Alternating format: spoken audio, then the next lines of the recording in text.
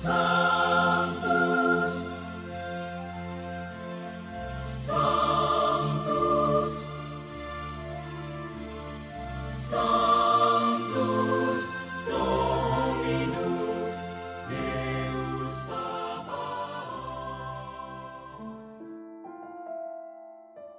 Salam jumpa kembali saudara-saudariku yang terkasih dalam Tuhan kita Yesus Kristus. Salam sejahtera untuk kita semua. Berkat Allah yang Maha Kuasa senantiasa menyertai kita. Marilah kita mendengarkan dan merenungkan bacaan-bacaan kitab suci hari Kamis, tanggal 15 Januari tahun 2026. Dalam nama Bapa dan Putra dan Roh Kudus. Amin. Bacaan pertama dari kitab pertama Samuel, bab 4, ayat 1 sampai 11. Sekali peristiwa, orang Israel maju berperang melawan orang Filistin. Orang Israel berkemah dekat Eben-Hezer, sedang orang Filistin berkemah di Afek. Orang Filistin mengatur barisannya berhadapan dengan orang Israel. Ketika pertempuran menghebat, terpukullah kalah orang Israel oleh orang Filistin yang menewaskan kira-kira 4.000 orang di medan pertempuran itu. Ketika tentara itu kembali ke perkemahan, berkatalah para tua-tua Israel, "Mengapa Tuhan membuat kita terpukul kalah oleh orang Filistin pada hari ini? Marilah kita mengambil tabut perjanjian Tuhan dari Silo, supaya ia datang ke tengah-tengah kita dan melepaskan kita dari tangan musuh kita." Kemudian bangsa itu menyuruh orang ke Silo. Mereka mengangkat dari sana tabut perjanjian Tuhan semesta alam yang bersemayam di atas para kerub. Kedua anak Eli, Hofni dan Pinehas, ada di sana dekat tabut perjanjian Allah itu. Segera sesudah tabut perjanjian Tuhan sampai ke perkemahan, bersoraklah seluruh orang Israel dengan nyaring, sehingga bumi bergetar. Mendengar bunyi sorak itu, orang Filistin berkata, "Apakah arti sorak yang nyaring di perkemahan orang Ibrani itu?" Ketika mereka tahu bahwa tabut Tuhan telah sampai ke perkemahan itu, ketakutanlah orang Filistin.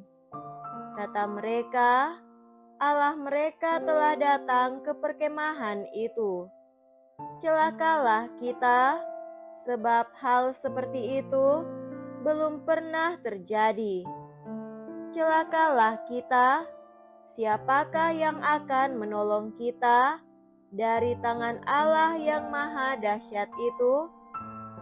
Allah ini jugalah yang telah menghajar orang Mesir dengan berbagai tulah di padang gurun. Akan tetapi, hai orang Filistin, kuatkanlah hatimu dan berlakulah seperti laki-laki, supaya kamu jangan menjadi budak orang Ibrani itu, seperti mereka dahulu menjadi budakmu. Berlakulah seperti laki-laki dan berperanglah. Lalu berperanglah orang Filistin, sehingga orang Israel terpukul kalah. Mereka melarikan diri masing-masing ke kemahnya. amatlah besar kekalahan itu dari pihak Israel, gugur 30.000 orang pasukan infanteri. Lagi pula, tabut Allah dirampas, dan kedua anak Eli, Hofni dan Pinehas tewas. Demikianlah sabda Tuhan. Syukur kepada Allah.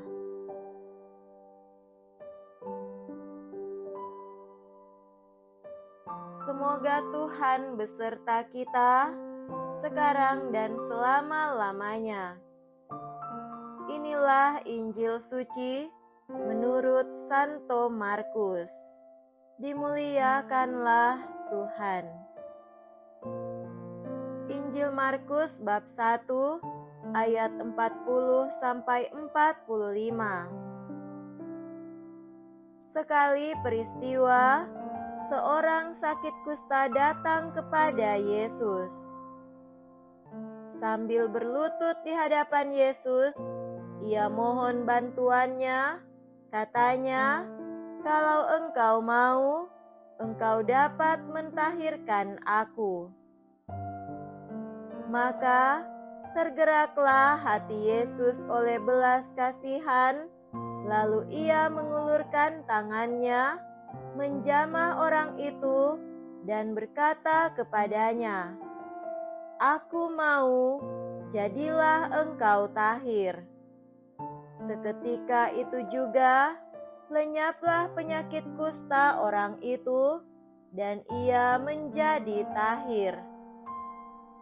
Segera Yesus menyuruh orang itu pergi dengan peringatan keras. Katanya, "Ingatlah, janganlah engkau memberitahukan hal ini kepada siapapun, tetapi pergilah, perlihatkanlah dirimu kepada imam, dan persembahkanlah untuk pentahiranmu persembahan yang diperintahkan oleh Musa sebagai bukti bagi mereka." Tetapi orang itu pergi, memberitakan peristiwa itu, dan menyebarkannya kemana-mana, sehingga Yesus tidak dapat lagi terang-terangan masuk ke dalam kota. Yesus tinggal di luar kota, di tempat-tempat yang sepi. Namun orang terus juga datang kepadanya dari segala penjuru. Demikianlah sabda Tuhan. Terpujilah Kristus.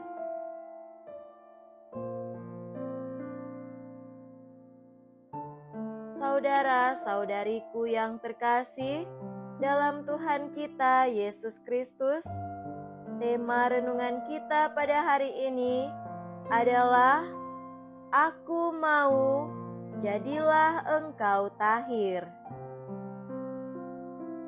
Apa yang baru kita dengar melalui bacaan pertama pada hari ini sungguh menggetarkan.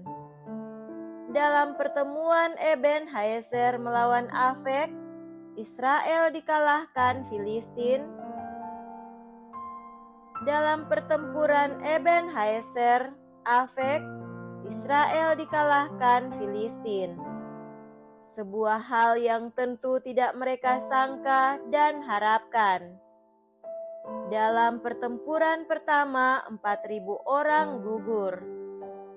Para tua-tua Israel kemudian memutuskan memindahkan tabut Tuhan dari Silo ke medan pertempuran dengan harapan supaya ia datang ke tengah-tengah kita dan melepaskan kita dari tangan musuh kita. Ternyata Israel kalah lagi, kali ini dengan korban 30.000. Parahnya, bersama kekalahan itu, tabut Allah dirampas musuh. Saudara terkasih, martabat sebagai bangsa terpilih tidak membuat Israel lolos dari pengalaman gagal. Sebaliknya, mereka pun mengalami ujian-ujian iman yang berat. Perbudakan di Mesir, pembuangan Babel, penaklukan Roma, penganiayaan pada abad pertengahan, dan eksterminasi di kem-kem konsentrasi Nazi Jerman adalah pengalaman-pengalaman ekstrim yang nyata dihidupi bangsa terpilih. Mungkin lewat pengalaman-pengalaman sedemikian itu, khususnya yang kita dengar lewat bacaan hari ini, Tuhan mau menantang kita umat Kristiani untuk tidak muluk-muluk, seolah berkat baptisan dan sakramen-sakramen lain, segala hal lain akan berlangsung sempurna, tanpa masalah, tanpa luka dan celah. Dengan kata lain, Ia menantang kita untuk makin dewasa dalam iman. Saudara-saudari terkasih, bacaan Injil pada hari ini sungguh luar biasa, sebagaimana setiap bagian atau perikop lain Injil adalah luar biasa. Seorang penderita kusta datang kepada Yesus dan sambil berlutut ia memohon bantuannya. "Kalau engkau mau, engkau dapat mentahirkan aku." Maka tergeraklah hatinya oleh belas kasihan, lalu ia mengulurkan tangannya, menjamah orang itu dan berkata kepadanya, "Aku mau, jadilah engkau tahir." Tanpa bosan kita membaca dan merenungkan bacaan ini dan selalu menemukan kekuatan baru, daya hidup baru, semangat dan sukacita baru. Yesus Tuhan kita adalah Dia yang hatinya tergerak oleh penderitaan manusia di bumi. Seberapa besar dan seberapa banyak sikap iman kita, cara kita berhadapan dengannya, berpengaruh terhadap hasil akhir yang membahagiakan seperti kita harapkan, semuanya tergantung dari kasih sayangnya. Yang pasti, setiap usaha kita Tuhan hargai. Ia bersabda, "Jika kamu yang jahat tahu memberi pemberian yang baik kepada anak-anakmu, apalagi Bapamu yang di sorga. Ia akan memberikan yang baik kepada mereka yang meminta kepadanya." Saudara-saudariku yang terkasih, kisah kekalahan orang Israel tidak berhenti dengan tabut Tuhan hilang dicuri. Orang Filistin harus mengembalikannya sebab kehadirannya membawa malapetaka di antara mereka. Di Asdod, patung Dagon jatuh dengan muka ke tanah di hadapan tabut.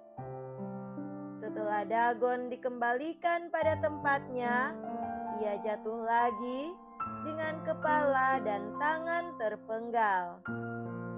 Penduduk Asdod, Gad, dan Ekron kena borok dan wabah tikus.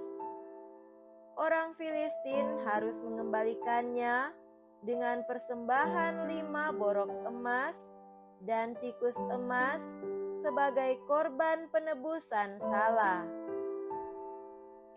Demikian kalau mengalami kegagalan dan kekalahan, kita tahu itu bukan kisah terakhir. Kita yakin dan selalu mohon agar tubuh Kristus yang kita sambut senantiasa mendatangkan keselamatan bagi kita dan lewat kita juga bagi dunia, yakni orang-orang di sekitar kita. Semoga apa yang kita imani dan mohonkan akan selalu ia jawab, "Aku mau, jadilah engkau tahir." Semoga demikian. Amin. Dalam nama Bapa dan Putra dan Roh Kudus. Amin.